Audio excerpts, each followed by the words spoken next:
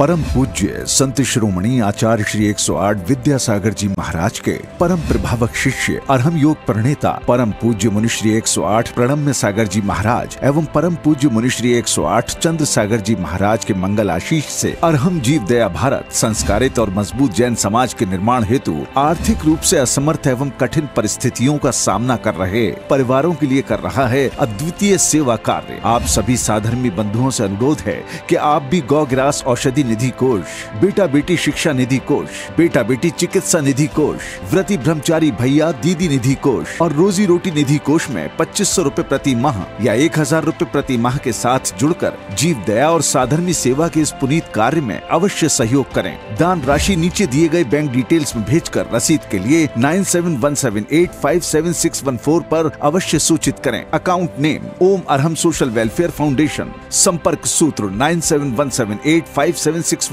8586984787, 9810843757, 9810436940।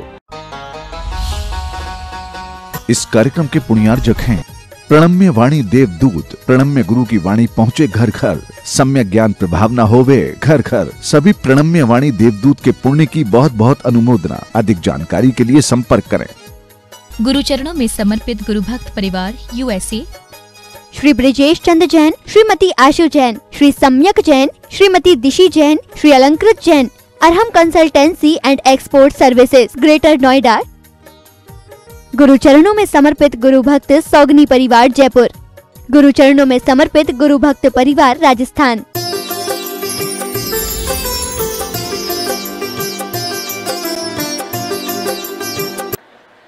जब आपस में लड़ना होता है तो फिर आपकी भाषा क्या होती है? वही भाषा जो एक दूसरे को जलील करे, और वह एक दूसरे को जलील करने वाली भाषा, एक दूसरे को नीचा दिखाने वाली भाषा, लड़ने वाली भाषा वो वहां पर बोलने लग गए और राजा वहां खड़ा खड़ा देखने लग गया। बोले ये क्या हो रहा है? हमने तो बहुत नाम सुना था, ये दोनों संत बड़े सुखी रहते हैं, शांति से रहते हैं, इन जैसा स्थान स्वर्ग में भी नहीं मिलेगा जैसे स्थान में ये रह रहे हैं, और यहां आकर के देख रहे हैं ये तो क्या है? ये तो ऐसे लड़ झगड़ रहे हैं जैसे हम कभी अपने राजा में बनकर गए, हमें कभी ऐसा नहीं लड़ना झगड़ना पड़ता। तो राजा ने वहां से दूर से ही हाथ जोड़े और चलता बना, अपनी सवारी नापी और चला गया। फिर दोनों संतों ने हाथ मिलाए, बोले अपना काम हो गया। छुट्टी मिली राजा से। अरे क्या लेना देना है राजा से? क्या होना जाना है अपने को? जिसे उत्कृष्ट अपने ध्यान में है, जिसे उत्कृष्ट अपनी आत्मा दिखाई दे रही है, जिसे परमात्मा के ध्यान में उत्कृष्ट सार नजर आ रहा है, उसे किसी राजा और किसी मंत्री से मिलने में कोई सार समझ में नहीं आता। इसीलिए कभी भी आप देखना, कोई भी निर्ग्रंथ दिगंबर संत होता है तो वह कभी किसी राजा और मंत्री से मिलने के लिए कभी आतुर नहीं होता है। जरूरत नहीं है। तुम्हें अगर आना होता है, आ जाते हो, तो वो भी अपने लिए एक व्यवधान होता है। जो वास्तव में अपनी आराधना करने वाला होता है उसे कभी किसी की आराधना की कोई जरूरत नहीं होती है, किसी की प्रशंसा की कोई जरूरत नहीं होती है, कोई लोक ख्याति की भी जरूरत नहीं होती है, और वही व्यक्ति उस उत्कृष्ट को पाने की इच्छा करता है। जब हमारे पास में उत्कृष्ट है तो अब हमसे बढ़कर के उत्कृष्ट भाव हम किसको देंगे? हमारा आत्मा उत्कृष्ट है, हम जिस परमात्मा का ध्यान कर रहे हैं वो उत्कृष्ट है, तो अब बीच में तीसरी चीज उत्कृष्ट क्या होगी बताओ? इसलिए आचार्य कहते हैं उत्कृष्ट को ध्यान में रखो।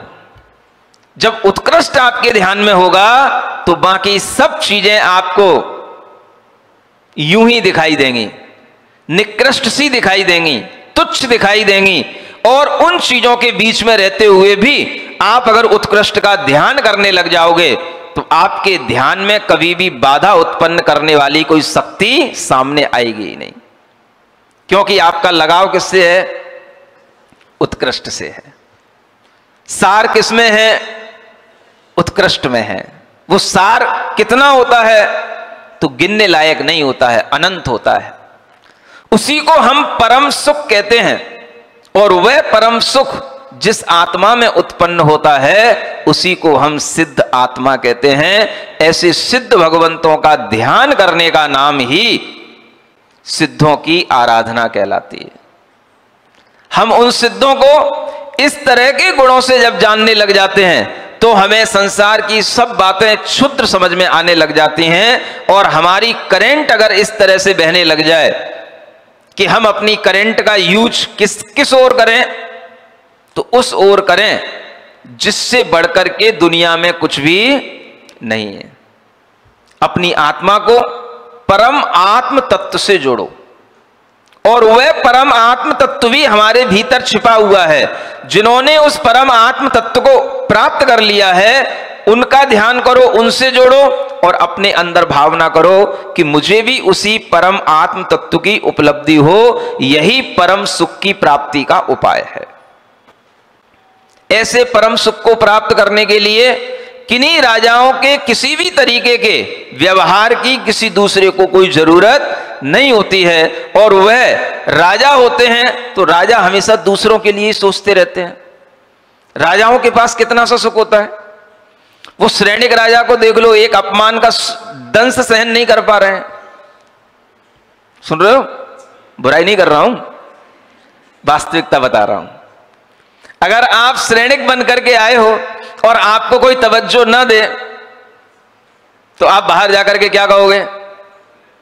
बोलो क्या कहोगे? कहोगे आज हमारा आना सार्थक हुआ? नहीं कहोगे ना। राजा के अंदर यह अभिमान होता ही है, और उस अभिमान को कोई भी थोड़ा सा ठेस पहुंचाता है तो राजा उससे अपनी दुश्मनी बना लेता है। ये राजा के लक्षण होते हैं। सुन रहे हो? जो अपने अभिमान में दूसरे को न देखे, और अगर दूसरा कभी उसके लिए थोड़ी सी इंसल्ट कर दे और फिर वो सोचे समय आने पर इससे बदला लूंगा, ये राजा के लक्षण होते हैं। अब वो राजा किस बात का बदला ले रहा है? केवल एक बार उसे उस गांव के मुखिया ने भोजन पानी नहीं कराया, इतने में वो राजा बिगड़ गया, और तब से कितनी परीक्षा ले चुका। कितने दिन हो गए? आप लोग भी तंग आ गए होगे, अब तो नहीं आए? बहुत सारी परीक्षाएं हो गई, और एक के बाद एक परीक्षा होने के बाद भी वह राजा श्रेणिक अभी भी जो है उन नंदी गांव के लोगों से परीक्षा कर रहे हैं, परीक्षा ले रहे हैं। अब एक बार परीक्षा लेने के लिए उन्होंने एक आदेश पहुंचा दिया, जाओ नंदी गांव के लोगों से कह देना एक रस्सी बना के लाओ, और वो रस्सी होनी चाहिए बालू की। किसकी? बालू साई की नहीं। किसकी रस्सी होनी चाहिए? बालू की।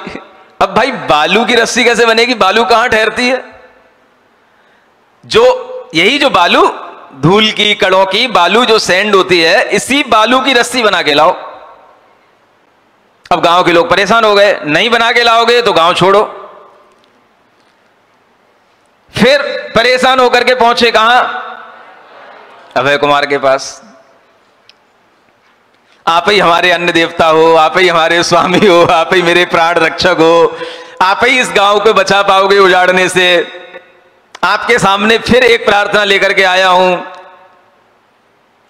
तो उस समय पर अभय कुमार ने भी सोचा ये कितनी बार इनकी परीक्षा में इनके लिए युक्ति बताई जाएंगी। उस समय पर अभय कुमार ने उनसे कहा कि देखो अब की बार तुम राजा के पास जाओ तो एक बार थोड़ी सी नम्रता से निवेदन करके आना, क्योंकि जो अभिमानी होते हैं वो नम्रता से ही वश में किए जा सकते हैं, और जो जितने बड़े पद पर होगा वो उतना अभिमानी भी होता है। राजा अभिमान के कारण से तुम्हें परेशान कर रहा है, और उसके अभिमान से अगर तुम्हें बचना है तो उसकी थोड़ी प्रशंसा करना, नम्रता से उसके सामने पेश आना और कहना राजन अब हमारे लिए जो कष्ट बार बार आते हैं इनसे अब बचाओ, इनको अब रोको, बहुत हो गया है, गांव के लोग परेशान हो गए हैं। आप लोग तो नहीं हो गए? आपको तो सुनने में मजा आ रहा है। दूसरों की परेशानी सुनने से बढ़ के आनंद और क्या हो सकता है आपको? वह अभय कुमार ने कहा कि देखो अब की बार जाओ तो राजा से कहना बालू की रस्सी तो हम बना लेंगे और आपके सामने पेश कर देंगे। राजन आप क्रोधित नहीं होना, मुझे अपने नगर में एक ऐसी रस्सी नमूना के लिए दे दो और उसी को देख करके मैं दूसरी रस्सी बना करके आपके पास में ले आऊंगा।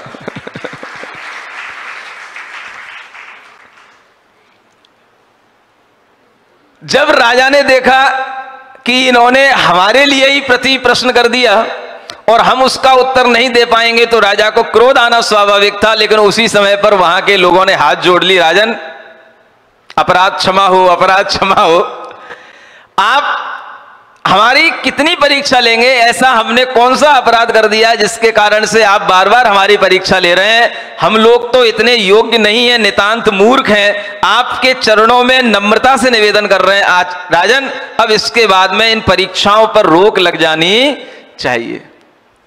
सब लोग आपके सामने विनम्रता से निवेदन कर रहे हैं और ये निवेदन हो गया। राजा के सामने निवेदन होने के बाद भी सब लोग चले गए और सब लोगों ने सोचा कि चलो अब राजा हमारी बात को नम्रता से, हमारी नम्रता को स्वीकार कर लिया है, राजा अब हमारे लिए कोई भी कष्ट अब दोबारा नहीं देगा, अब कोई परीक्षा हमारे लिए नहीं होगी। और इस तरह से वो निश्चिंत होकर के 2, 4, 5 दिन रुक पाए, जी पाए और फिर एक आज्ञा आ गई राजा की।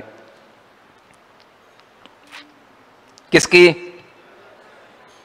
फिर एक दूत भेज दिया उन्होंने, जाओ नंदी गांव के लोगों से कह देना कि वह बहुत अपने आप को ज्ञानी समझते हैं, बुद्धिमान समझते हैं और हमारे सामने आकर के भी बहुत नम्रता से पेश आकर के हमें अपने बस में करने की कोशिश करने में लगे थे, लेकिन ये सैनिक इस तरह से बस में नहीं होगा।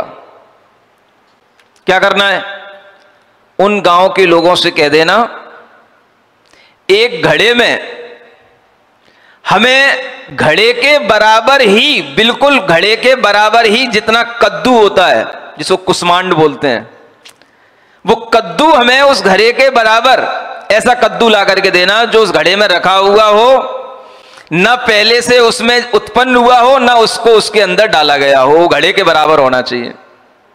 फिर एक परेशानी में बढ़ गए, अगर नहीं ला करके दोगे तो क्या होगा? गांव छोड़ के जाना पड़ेगा। अब जब ये प्रश्न फिर उनके सामने आ गया, गांव के लोग फिर भागे भागे पहुंचे, कहां? अभय कुमार के पास। बस एक ही सहारा, सबका मालिक एक, कौन? अभय कुमार।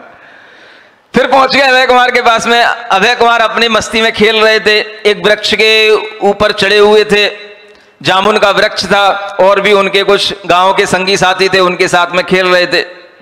उसी समय पर कुछ सैनिक लोग उस समय पर वहां से घूमते हुए आ गए, निकले, और वह सैनिक लोग भी वहां पर आकर के थोड़े से खड़े हो गए। वो कहीं से थोड़ा सा बहुत दूर दराज से चल करके आ रहे थे और वह आकर के जब वृक्ष के नीचे बैठ गए तो उन्होंने देखा कि यहां पर कुछ लोग खेल रहे हैं, कुछ लोग ऊपर वृक्ष पर चढ़े हुए हैं। तो उन्होंने कहा कि मुझे इस वृक्ष के फल दे दो, मैं भूखे हूं, हमारे लोग यहाँ नीचे जो बैठे हुए लोग हैं, जो आदमी हैं हमारे, इन्हें बहुत देर से भूख लगी हुई है, कुछ खाने को मिला नहीं है, इस वृक्ष के फल दे दो। तो वो सब लोग सैनिक की सेना के लोग थे, सेनापति था, और ऊपर कौन बैठे थे? अभय कुमार जी बैठे थे। उनने सोचा ये सेनापति आज सामने आए हैं, इन्हें थोड़ा सा छकाना चाहिए। बहुत इन्होंने परेशान कर लिया गांव के लोगों को। तो उन्होंने कहा कि भाई फल तो दे दें, कैसा फल चाहिए तुम्हें, गर्म चाहिए ठंडा चाहिए? अब वो सेनापति सोचने लग गया कि भाई फल तो फल होता है, फल भरा कैसे गर्म होने लग गया और कैसे ठंडा होने लग गया, और अगर हम कोई भी एक दे देंगे तो क्या एक शाखा में गर्म और ठंडे दोनों फल होते हैं क्या? नहीं समझ आया? एक ही पेड़ की एक ही शाखा में ठंडे और गर्म फल कहां से हो जाएंगे? तो सोचते सोचते उसने कुछ रहा नहीं गया, तो उसने पूछ लिया, कह दिया, श्रीमान कोई बात नहीं, आप हमें गरम गरम फल दे दें।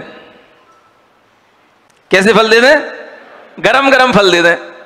अभय कुमार ने वहां से जो फल थे उन फलों को तोड़ करके पहले तो उन्हें अच्छी तरह से हाथों में घिसा और फिर वहां पर बगल में तपती हुई गरम बालू पड़ी हुई थी और उस बालू में उनको फेंक दिया और कह दिया जाओ वहां से उठा लो, वे फल खा के देख लो।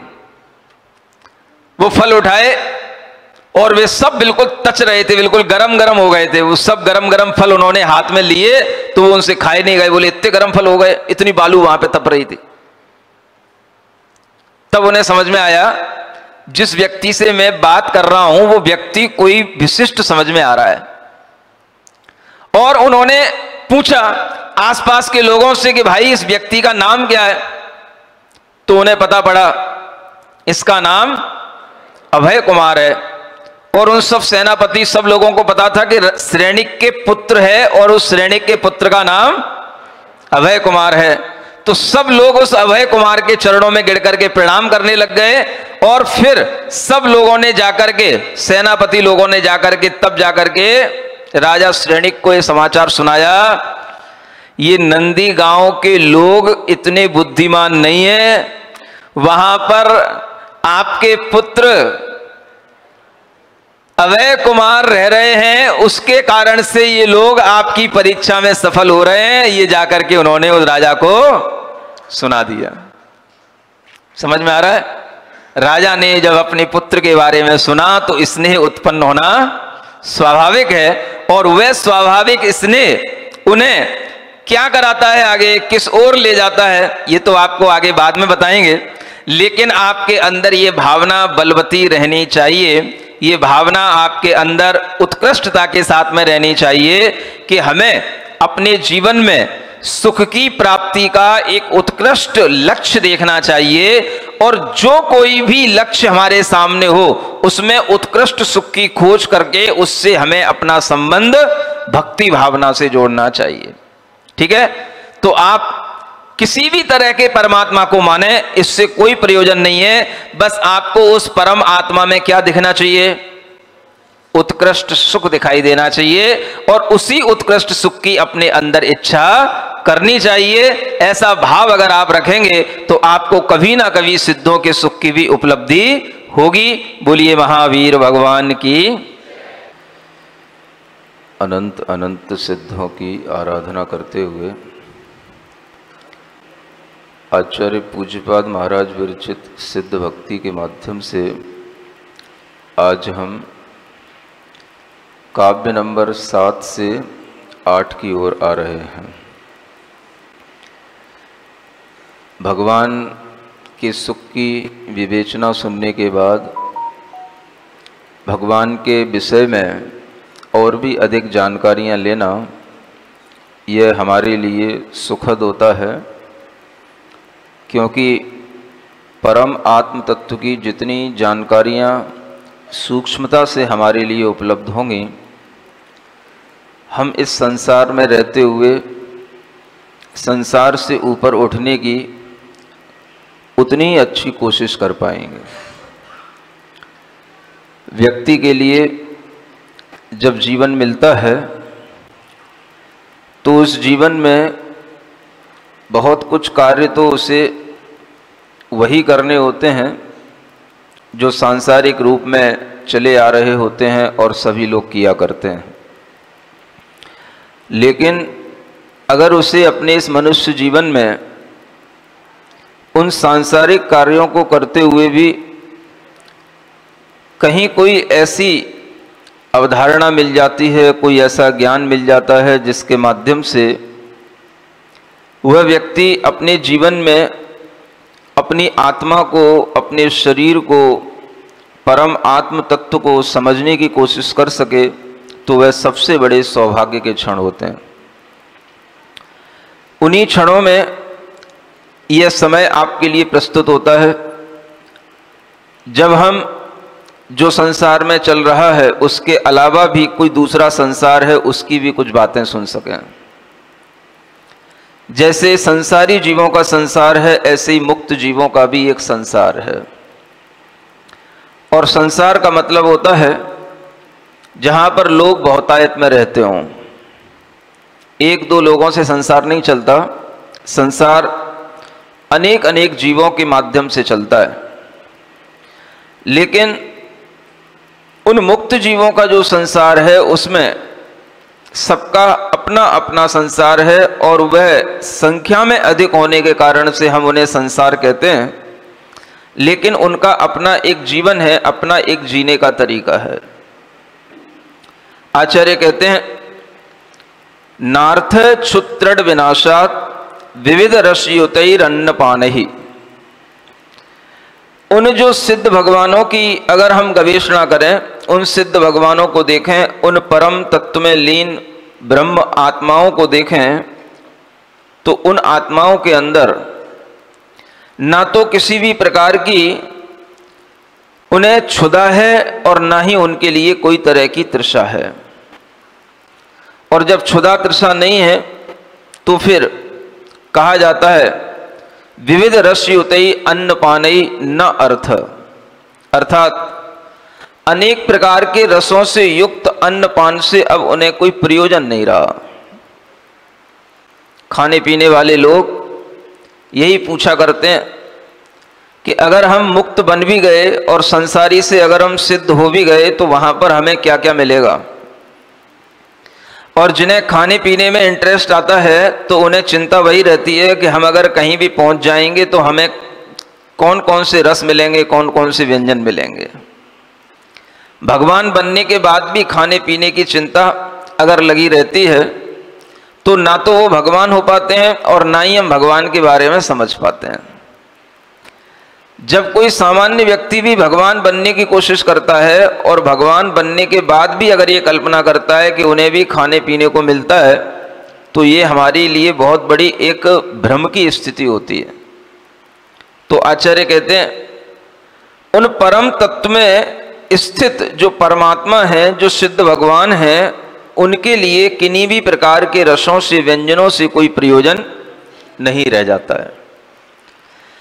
उनको प्रयोजन नहीं रह जाता है, यह विश्वास हमारे दिमाग में आ जाए कि जो शुद्ध आत्माएं हैं उन्हें किसी भी तरह के भोजन पानी की कोई आवश्यकता नहीं पड़ती, और भोजन पानी नहीं मिलता है फिर भी वह प्रसन्न रहते हैं और उसकी आवश्यकता भी नहीं पड़ती, क्योंकि भोजन पानी करने के लिए भी भीतर से क्षुधा और तृषा की वेदना होना आवश्यक है।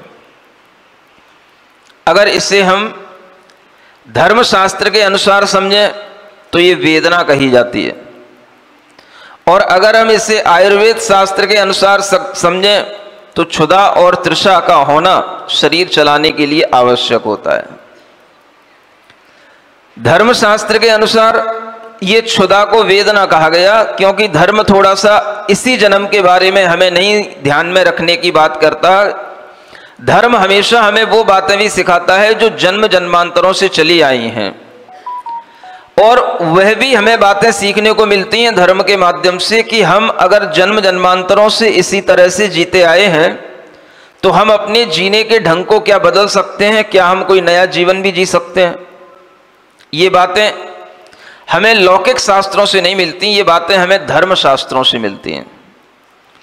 तो धर्म शास्त्र में ये बताता है कि जब भी हमारे लिए शरीर मिलता है हमें क्षुधा और तृषा जरूर उत्पन्न होती है, भूख और प्यास जरूर उत्पन्न होती है, और धर्म के माध्यम से ये पता पड़ता है कि ये भी एक वेदना है, ये भी एक दुख है, और इस दुख को दूर करने का हम उपाय करते हैं। कभी कभी तो लोगों को यही पता नहीं रहता है कि ये उपाय कौन करता है और ये किसके लिए किया जाता है। अगर हम आपसे पूछें तो आप लोगों में कितने लोग हैं जो ये मानते हैं कि हम एक शरीर के रूप में हैं और इस शरीर के साथ साथ हमारे भीतर भी कोई शरीर को चालित करने वाला, संचालित करने वाला भी कोई एक अलग तत्व विराजमान है। ये कितने लोग मानते हैं? शरीर को संचालित करने वाला भी कोई एक तत्व है जिसको हम भीतरी प्राण कहते हैं, जिसे हम चेतना कहते हैं, जिसे हम आत्मा कहते हैं, जिसके होने पर ही ये शरीर संचालित है, और जिसके नहीं होने पर यह शरीर संचालित नहीं हो पाता। जैसे किसी भी तरह की बस है, ट्रेन है, उसको चलाने वाला एक ड्राइवर भी होता है। ड्राइवर बस नहीं होता, बस ड्राइवर नहीं होती, ड्राइवर ड्राइवर होता है, बस बस होती है। उसी तरीके से इस शरीर को चलाने के लिए ये शरीर भी एक मोटर गाड़ी है, ये भी एक बस है, ये भी एक यंत्र है, और इसको चलाने वाला जो होता है वो अलग होता है, ज्ञानवान होता है, वो चैतन्य होता है। जैसे गाड़ी चलाने के लिए एक ड्राइवर के अंदर चैतन्यता होना आवश्यक है, वह ज्ञानवान होना आवश्यक है, वो सजग होना आवश्यक है। गाड़ी लोहे की हो सकती है, किसी और भी धातु की हो सकती है, वो निर्जीव हो सकती है, लेकिन उसको चलाने वाला जो चालक है उसे सजीव होना जरूरी है। उसी तरीके से हम सब लोगों का ये शरीर एक गाड़ी की तरह होता है, और इसको चलाने वाला जो ड्राइवर होता है वो हमारा केवल मस्तिष्क ही नहीं होता, मन ही नहीं होता, उसके भी परे और एक सूक्ष्म तत्व होता है जिसे हम चेतना कहते हैं, आत्मा कहते हैं, उसी को हम जीव तत्व कहते हैं। अगर हम अपने मन में विचार करने लग जाएं कि हम जी रहे हैं, हम इस शरीर को चला रहे हैं, और इस शरीर को चलाने के लिए हमें भोजन भी करना पड़ता है, पानी भी पीना पड़ता है, तो हम ये विचार कर सकते हैं कि भोजन पानी कब किया जाता है, कौन करता है और किसके हिस्से में जाता है। क्या पूछा? भोजन पानी कब किया जाता है, कौन करता है, और वो किया हुआ भोजन पानी किसके हिस्से में जाता है। इन तीन चीजों पर विचार करना जरूरी है। हम आपसे पूछें कि आप भोजन पान कब करते हैं, तो क्या बोलेंगे? हम तो महाराज करते ही रहते हैं, जब मिल जाए तब कर लेंगे, अभी दे दो अभी कर लेंगे, शाम को दे दो शाम को कर लेंगे, रात को दे दो रात में कर लेंगे, जब दे दो तब कर लेंगे। बस अगर नहीं होगा तो कब नहीं होगा? जब हम सो जाते हैं तब नहीं कर पाएंगे, बाकी तो जब तक हम जागृत हैं तब तक हम कभी भी कर सकते हैं। भोजन पान कब होना चाहिए? आपने कभी महसूस किया कि भोजन पान करने के लिए भी उससे पहले क्या चीज हमारे भीतर होना चाहिए? जब भोजन दिख जाए तभी भोजन पान हो जाता है, या भीतर भी कुछ चीज होनी चाहिए तब भोजन पान होना चाहिए?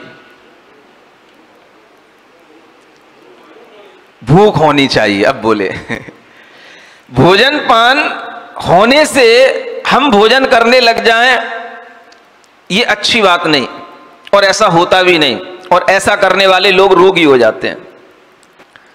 भोजन पान हो सामने, लेकिन अगर भीतर भूख हो तो वह भोजन पान हमारे लिए प्रयोजनीय है।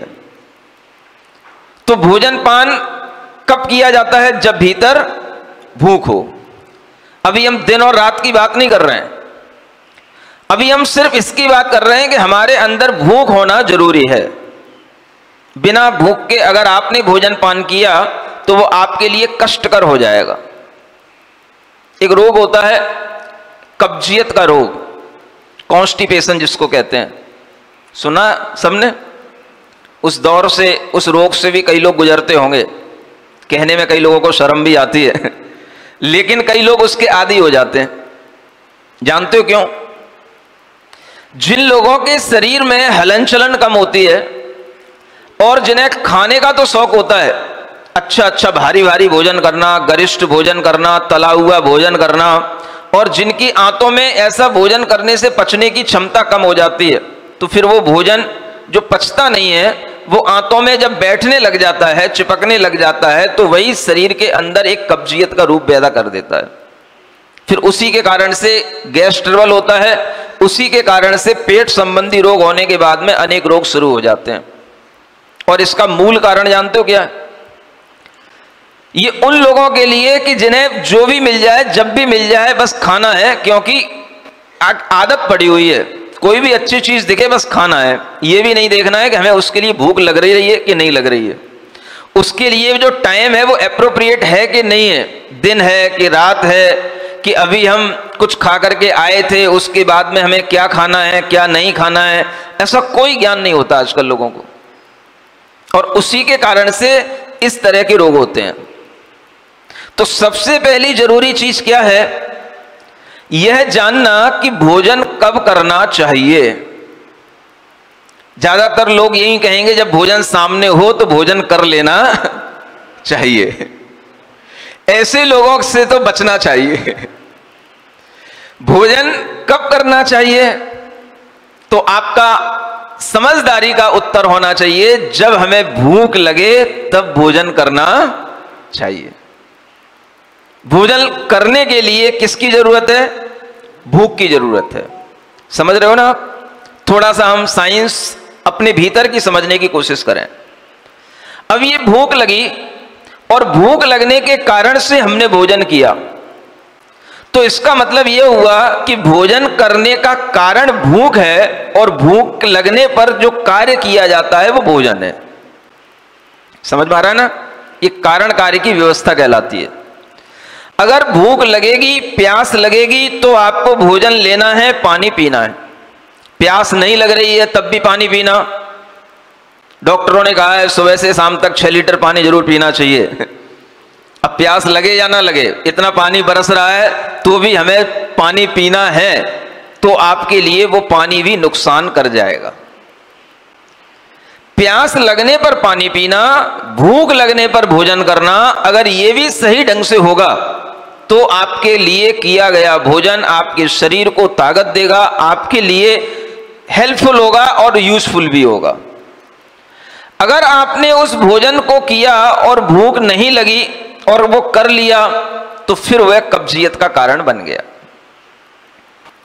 कब्जियत का सबसे बड़ा कारण यह है, आपके लिए भूख नहीं है फिर भी आप भोजन कर रहे हो। इसलिए अगर भूख नहीं है तो क्या करें महाराज, ये भी बता दो। समय पर भूख लगना अपने आप में एक शरीर का व्याधि रहित होने का लक्षण है। समय पर भूख लगना, समय क्या होता है, जब आपके भोजन का सही समय होता है। वो सही समय वही होता है जब मुनि महाराज भोजन करने निकलते हैं। समझ में आ रहा है? भोजन का सही समय क्या होता है? 10 बजे से लेकर के 11 बजे तक का समय, या 9 से लेकर के 11 बजे तक का समय, बहुत बहुत 12 बजे तक का समय। 12 बजे से पहले पहले भोजन कर लेना, ये भोजन का सही समय होता है। अब आपने भोजन को करने के लिए अपने अंदर भूख देखी और भूख आपकी समय पर तो लग रही थी, लेकिन उस समय पर आपने भोजन नहीं किया तो क्या होगा? कई लोगों की आदत है दोपहर में 2 बजे भोजन करते हैं, 3 बजे भोजन करते हैं। ये भोजन करने का सही समय नहीं होता। 2 बजे 3 बजे अगर आप भोजन करते हैं तो इसका मतलब है कि आप अपनी भूख को मार करके फिर बाद में भोजन करते हैं, तो वो भोजन आपके लिए सही ढंग से डाइजेस्ट नहीं होगा। भोजन उस समय पर जो हमारी जठराग्नि तीव्र होती है और शरीर का जो सिस्टम है, एक साइंस है, उसके अनुसार जो एप्रोप्रिएट टाइम है भोजन करने का, वह दोपहर होने से पहले का समय होता है। उसके बाद तो थोड़ा आराम का समय होता है, फिर थोड़ा सा हल्का कुछ काम करने का समय होता है, फिर कुछ हल्की चीजें खाने का समय होता है, पेय पदार्थ लेने का समय होता है। उसके बाद में फिर शाम का समय अलग आता है। अगर आपने दोपहर में 2 बजे 3 बजे भोजन किया तो आप शाम का भोजन कभी टाइम पर नहीं करेंगे, आप रात्रि में भोजन करेंगे, तो सारा शेड्यूल आपका बिगड़ जाएगा और आपको समय पर जो भूख लगनी चाहिए वो नहीं लगेगी। टाइम बे टाइम भी अगर लगेगी तो वो भी आपके लिए रोग का कारण बनेगी। ये भोजन का भी एक विज्ञान होता है, हर चीज का एक विज्ञान है। तो हमें भोजन कब करना चाहिए? जब हमें भूख लगे। अब भूख कभी भी लग जाए तो क्या करोगे? फिर कहा जाता है कि नहीं, भूख लगने के बाद भी देखना कि दिन है कि रात है। रात में इसलिए भोजन नहीं करना क्योंकि रात में सब कुछ अस्त हो जाता है, सब कुछ सोने की स्थिति में होता है। हमारे शरीर के भीतर जो इनर ऑर्गन्स होते हैं वो भी सब रेस्ट करने की पोजीशन में होते हैं। लेकिन हम उस समय पर उसमें भोजन डाल करके उन्हें जबरदस्ती काम करने के लिए मजबूर करते हैं, तो हम एक तरह से नेचर के अगेंस्ट काम करते हैं। इसीलिए जब भूख लगे तो सोचना पड़ता है कि भूख तो लग रही है, लेकिन कब खाना। दिन है तो लेना, रात है तो सोचना। जैसे फूल रात्रि में अपने आप को संकुचित कर लेता है, वनस्पति अपने आप को संकुचित कर लेती है, प्रकृति अपने आप को संकुचित कर लेती है। सूर्य के अभाव में धरती का विकास भी रुक जाता है, प्रकृति का, पर्यावरण का हर कार्य रुक जाता है। इसी तरह से हमारे शरीर का कार्य भी सूर्य के चले जाने पर थमने लग जाता है, रुक जाता है। लेकिन हम उस व्यवस्था को भी नहीं स्वीकारते हुए हम अपने लिए जब जबरदस्ती भोजन देते हैं या भूख जबरदस्ती रात्रि में भी लगा करके हम भोजन करने की कोशिश करते हैं, तो ये प्रकृति विरुद्ध कार्य हमारे साथ होने लग जाता है। यही सबसे ज्यादा रोगों का कारण बन जाता है। इसलिए ये जानना जरूरी है कि भोजन कब करना। तो क्या निष्कर्ष निकल करके आया? भोजन कब करना? पहली शर्त जब भूख लगे तब करना, और दूसरी शर्त भूख लगने के बाद भी देखना दिन है कि रात है। दिन है तो भोजन करना, रात है तो भोजन नहीं करना। बिना भोजन किए हुए भी अगर रात्रि में सो जाओगे तो ऐसा नहीं समझना कि नींद नहीं आएगी, नींद आ जाएगी। अगले दिन के लिए बहुत अच्छी भूख तैयार हो जाएगी और वह अगले दिन से आपका सिस्टम सही हो जाएगा। अगले दिन वह भूख आपकी सही ढंग से काम करेगी तो आपके लिए व्यवस्थित ढंग से भोजन पचने लगेगा, आपका शरीर निरोगता की ओर चलेगा। इसलिए प्रकृति के विरुद्ध जो लोग चलते हैं वो लोग जीवन से खिलवाड़ करते हैं। जीवन में खेलना तो सीखो, खेल खेलो, लेकिन जीवन से खिलवाड़ मत करो।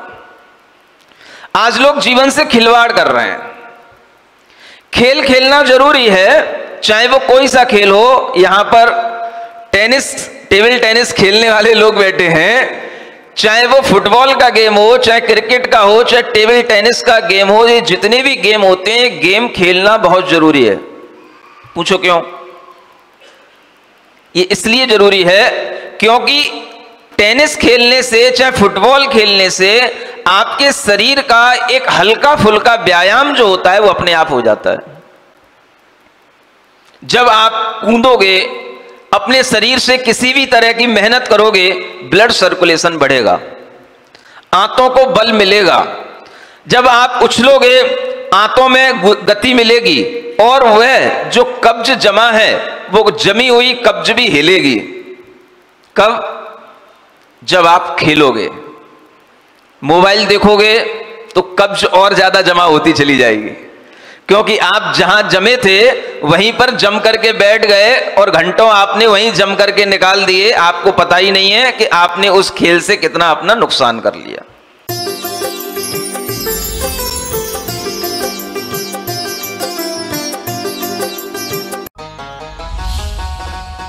इस कार्यक्रम के पुण्यार जत्थे प्रणम्य वाणी देवदूत, प्रणम्य गुरु की वाणी पहुंचे घर घर, सम्यक ज्ञान प्रभाव न होवे घर घर। सभी प्रणम्य वाणी देवदूत के पुण्य की बहुत बहुत अनुमोदना। अधिक जानकारी के लिए संपर्क करें। गुरु चरणों में समर्पित गुरु भक्त परिवार USA, श्री ब्रिजेश चंद्र जैन, श्रीमती आशु जैन, श्री सम्यक जैन, श्रीमती दिशी Jain, Shri Alankrit Jain, Arham consultancy and export services, Greater Noida.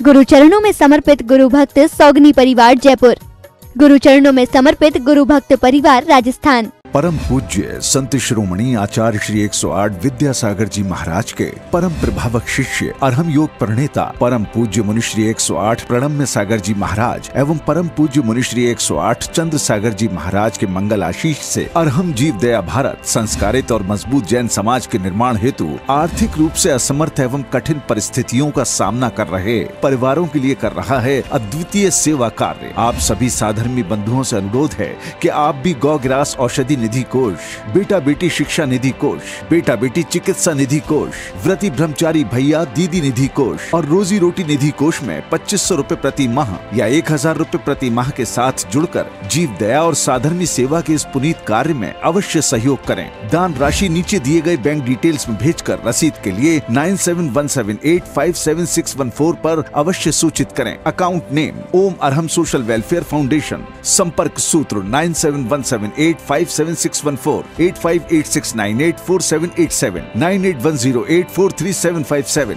9810436940।